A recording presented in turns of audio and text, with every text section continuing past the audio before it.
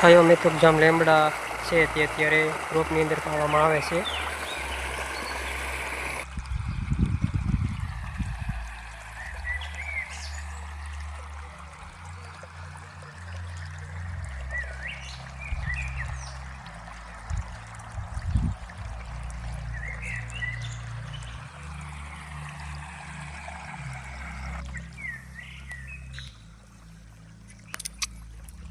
હાલ રોપની અંદર જે એમ કહેવાય ને કે શરમો અત્યારે લાગી રહ્યો છે। શરમાનું મેન કારણ છે તે બાફીઓ પણ છે, બાફીઓ પણ હોઈ શકે, જે કૃમિને લીધે હોઈ શકે, અને મૂંડા હોય તો છે તે નીચે એમ કહેવાય ને કે કાપી નાખ્યું હોય, આ રીતે છે તે હોઈ શકે।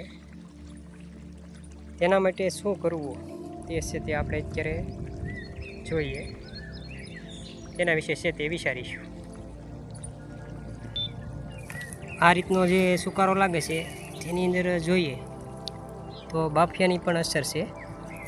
તેના માટે આપણે થાયો લેમડા છે તે અત્યારે પાયું છે, ને કોપર પણ નાખ્યું છે 1 વીઘાની અંદર 100 ગ્રામ।